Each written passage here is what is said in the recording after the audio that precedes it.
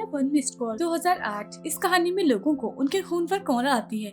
जैसे वो लोग फोन उठाते हैं तो उन्हें एक वॉइस मैसेज मिलता है जिसमें उनकी अपनी ही आवाज होती है और ये कॉल मौजूदा वक्त की नहीं बल्कि फ्यूचर आने वाले टाइम की होती है, जिसमें 1 दिन 2 दिन 3 दिन का टाइम शामिल है। फिर वो टाइम आते ही उस इंसान की मौत हो जाती है। तो शुरुआत होती है एक चलते हुए हॉस्पिटल को दिखाने से, जहाँ फायर फाइटर्स आग बुझा रहे थे और उन्होंने एक बच्चे की जान भी बचा ली थी। वो बच्ची से पूछने लगते हैं कि तुम्हारी मॉम भी अंदर थी, पर वो बच्ची कोई जवाब नहीं देती। आगे हम एक लड़की शैनी को देखते हैं जो अपने घर के छोटे से तालाब के पास बैठी थी। अचानक उसे पानी में से आवाज आने लगती है। जैसे वो पास जाकर देखती है, पानी के अंदर से एक हाथ बाहर आकर उसका मुंह पकड़ लेता है, खींचकर उसे तालाब के अंदर ले जाता है। इसके फौरन ही बाद पानी की सतह पर एक कैंडी निकल कर आती है जो बच्चे खाते हैं और तभी वो हाथ शैनी की बिल्ली को भी गले से पकड़कर पानी में डुबोकर मार देता है। कहानी अब कुछ दिन आगे गई। हम कुछ स्टूडेंट्स को देखते हैं जो पार्टी कर रहे थे। पार्टी में एक लड़की थी बैग, उससे मिलने उसके दोस्त आती है। ये दोनों कमरे में जाकर शैनी की मौत के बारे में बातें करने लगते हैं। क्योंकि ये सारे स्टूडेंट्स आपस में दोस्त थे। उनकी बातों के दौरान ही बेथ के फ्रेंड के फोन पर कॉल आती है। ये लोग हैरान थे कि ये कॉल शैली के नंबर से आ रही और जो रिंगटोन थी यानी कॉल की बेल वो भी अलग ही थी,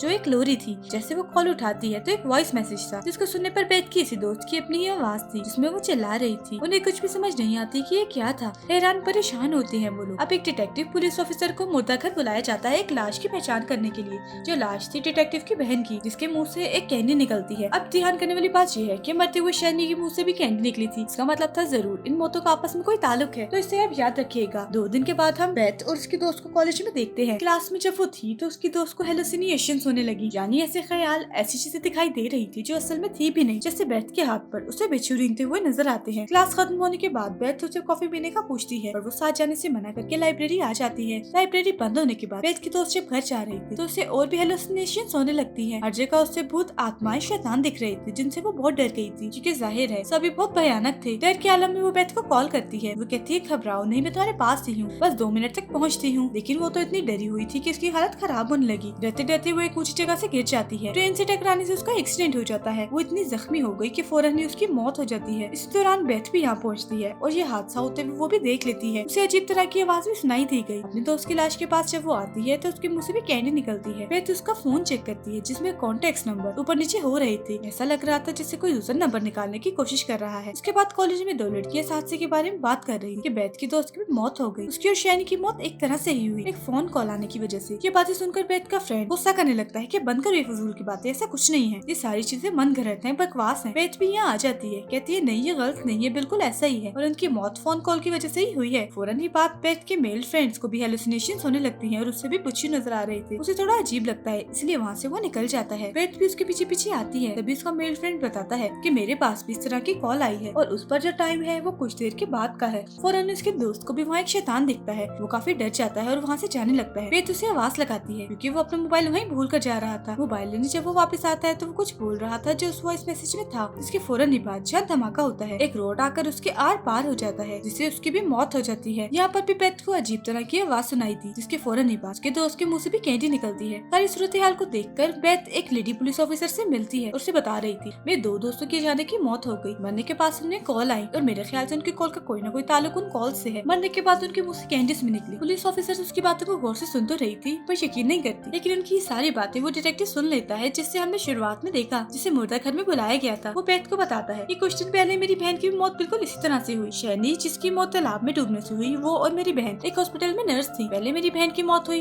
फिर 2 दिन के बाद शैनी की। मेरी बहन के मुँह से भी लाल रंग की कैंडी निकली थी, इसलिए मैं भी इस बात को मानता हूँ कि जरूर इन फोन कॉल्स, कैंडीज और इन मौतों के बीच कोई ताल्लुक है। वो फिर बेथ को अपना मोबाइल नंबर देते हुए कहता है कोई भी मदद चाहिए राब्ता कर लेना, मैं भी इन सब मरने वालों के फोन कॉल्स की डिटेल्स निकाल कर तुम्हें बताऊंगा। बेथ जब घर आई तो देखती है उसकी रूममेट एनी यानी जो उसके घर में साथ रह रही थी वो काफी डरी हुई थी। बेथ को बताती है हमारी मेल फ्रेंड के मोबाइल में मेरा नंबर भी था, वो ना हो अगली कॉल मुझे ही आएगी, लेकिन मैं मना नहीं चाहती। तब उसे रिलैक्स करने के लिए बेथ अपने उसके मोबाइल की बैटरी से निकाल देती है और बोलती है देखो मैंने बैटरी से निकाल दी, अब रिलैक्स हो जाओ, हमें कोई कॉल नहीं आएगी। लेकिन रात को जब ये 2 लड़कियां सो रही थी तो रिंग टोन होती है और ये रिंग टोन बेल वही थी जो बेथ के रूममेट के मोबाइल पर आ रही थी। हालांकि उसके मोबाइल में बैटरी नहीं थी लेकिन फिर भी उसे कॉल आ रही थी। ये कॉल 2 दिन के बाद के टाइम की थी, जो देखकर रूममेट काफी डर गई क्योंकि जो वॉइस मैसेज था उसमें रूममेट के चिल्लाने की आवाज थी। रात वैसे ही गुजर जाती है पर सुबह होते ही ये लड़कियां उसका मोबाइल ही तोड़ देती हैं। रूममेट से मिलने फिर एक आदमी आता है जो लाइव टीवी शो का मालिक था। उसे पता चलता है कि अगली कॉल रूममेट के पास आई थी, इसलिए वो अपने टीवी शो में उसको लाना चाहता था ताकि उसके मरने के टाइम जो कुछ भी रूममेट के साथ हो रहा हो वो सभी टीवी शो का मालिक लाइव दिखा सके और रूममेट की जान जब वो बचा ले तो ये चीज भी हर कोई देख ले। लेकिन बेथ उसे ऐसा करने से मना कर देती है और रूममेट को लेकर वापस घर आ जाती है। रूममेट का कहना था कि हमें इस आदमी की बात मान लेनी चाहिए, क्या पता वो हमारी मदद ही कर दे, लेकिन फिर भी बेथ ने इसे मना कर दिया। अगली सुबह रूममेट वहाँ नहीं थी, वो जा चुकी थी। जाते हुए उसने बेथ के लिए एक नोट छोड़ा था कि मैं अपने मॉम डैड के पास जा रही हूँ। फिर डिटेक्टिव बेथ के पास आकर बताता है कि मैंने सारे फोन कॉल्स रिकॉर्ड निकाल लिए हैं, जिससे मुझे पता चला है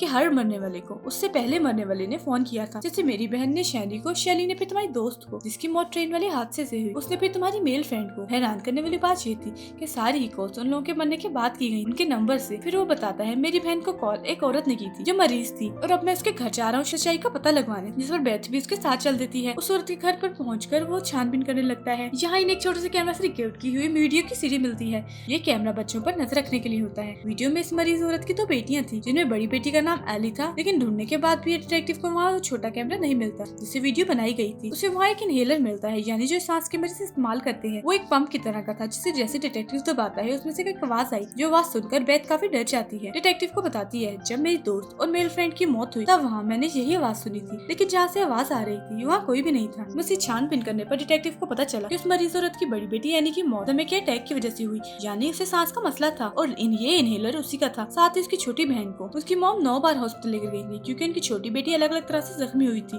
जैसे कभी इसका जल जाना, कभी सर में सुई का चिप जाना, तो कभी कोई शैम्पू पी लेना। ये सारी बातें जानकर बेथ डिटेक्टिव को बताती है कि मैं सारी बात समझ गई हूँ। असल में उस मरीज औरत को कोई दिमागी बीमारी थी, जिस वजह से वो अपने ही बच्चों को जख्मी कर दिया करती थी। फिर हॉस्पिटल में उनका इलाज करवा कर देखभाल करती थी, ताकि उन बच्चों की और तवज्जो ले सके। यहाँ इन्हें ये भी पता चला कि जिस हॉस्पिटल में उस मरीज औरत की बेटियों का इलाज हुआ करता था, वहाँ एक नर्स ने उस औरत से पूछताछ भी की थी कि उनकी बड़ी बेटी को कब से दमे की बीमारी है और छोटी बेटी क्यों बार बार जख्मी हो जाती है। यहाँ मैं आपको बता दूं कि वो पूछताछ करने वाली नर्स और कोई नहीं बल्कि डिटेक्टिव की बहन थी, जिसकी मौत सबसे पहले हुई थी। अब तभी टीवी पर बेथ अपने रूममेट को उस लाइव शो में देखती है, जहाँ टीवी शो का मालिक उसके साथ होने वाली हर चीज को लाइव दिखाएगा, जो देखकर ये दोनों जल्दी से उस चर्च के लिए निकल जाते हैं जहाँ ये शो होने वाला था। इस दौरान रूममेट बेथ को कॉल करके सॉरी कहती है कि मुझे माफ कर देना, मैंने तुम्हारी बात नहीं मानी और मैं इस शो में आ गई। शो में दिखाया जाता है कि रूममेट को भी हेलुसिनेशंस होने लगी, उसे अपने आसपास शैतान देखने लगे। जैसे बेथ और डिटेक्टिव यहाँ आए, लाइट्स अपने आप ही बंद हो जाती हैं, जिसके बाद कोई शैतानी ताकत आकर रूममेट पर हमला कर देती है, उसका सांस रोककर जान से मार डालती है। लाइट वापस आ गई और बेथ अपने रूममेट को मरा हुआ देखती है, उसके मुंह से भी कैंडी निकलती है। तभी बेथ के पास अपने रूममेट की कॉल आती है, जिसमें कल रात 7:55 का टाइम था। कॉल उठाने पर वॉइस मैसेज में बेथ की आवाज थी, जिसमें वो चिल्ला रही थी, जिसका मतलब अगला मरने का नंबर बेथ का था। इसलिए डिटेक्टिव उसकी हिफाजत करने के लिए उसके साथ उसके घर पर ही रुकता है। अगली सुबह जब हुई तो दोनों ही काफी परेशान थे, क्योंकि इनके पास बस शाम 7:55 का ही टाइम था। बेथ को बचाने के लिए डिटेक्टिव को फिर उस मरीज औरत की बेटी यानी एनी की छोटी बहन के बारे में पता चला, जो अब एक ऑर्फनेज में है, एक ऐसी जगह जहाँ उन बच्चों को रखा जाता है जिनका इस दुनिया में कोई नहीं होता। वहाँ जाकर पता चला कि ये बच्ची और कोई नहीं बल्कि शुरुआत वाली बच्ची है, जिसे फायर फाइटर्स ने जलते हुए हॉस्पिटल से बचाया था। ये दोनों से उसकी मॉम के बारे में पूछते हैं, पर शुरुआत की तरह ही वो कोई जवाब नहीं देती। जब फायर फाइटर्स ने पूछा था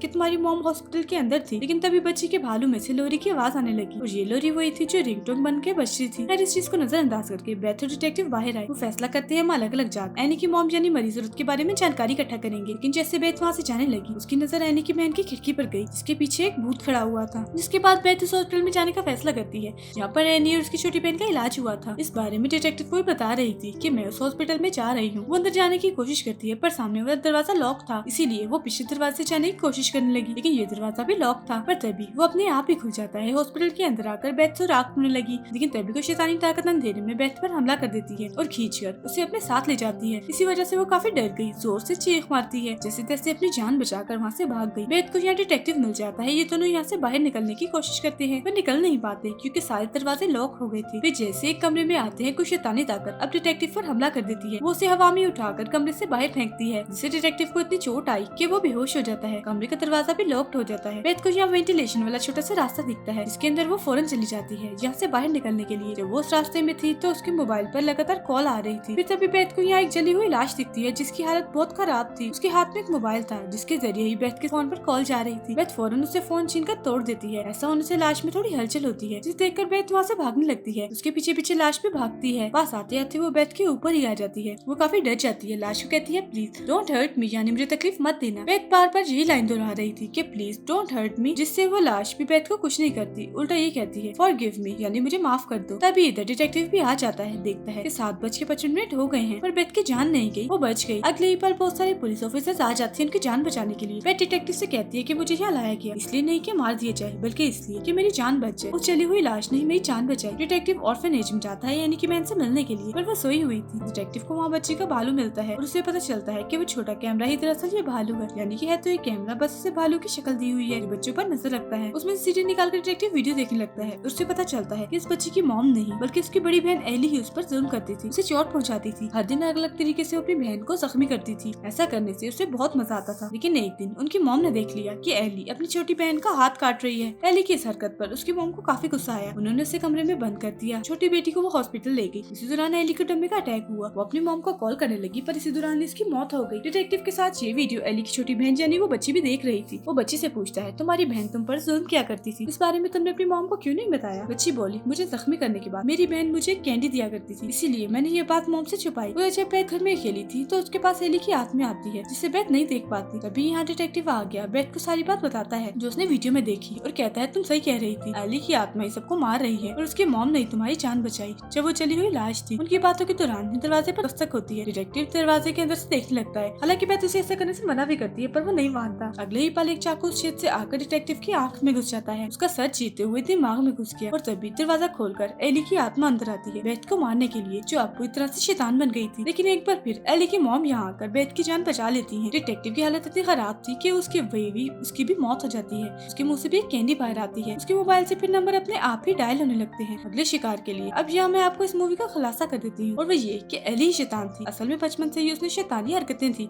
जैसे अपनी बहन को जख्मी करने के बाद वो उसे कैंडी देती थी, लेकिन जब उसकी मौत हुई तो वो बुरी शैतान बन गई और फिर लोगों को मारने के बाद उन्हें कैंडी देती थी। इसलिए हर किसी के मुंह से कैंडी निकलती थी। और जिस तरह से उसकी मौत हुई अपनी मॉम को कॉल करते करते, ऐसे ही वो लोगों को मारने के बाद उनके नंबर से अगले मरने वाले इंसान को कॉल करती थी। और इसी के साथ ये कहानी यहीं पर खत्म हो जाती है। Thank you for watching. Movie अच्छी लगी हो तो लाइक, शेयर और चैनल को सब्सक्राइब जरूर कीजिएगा।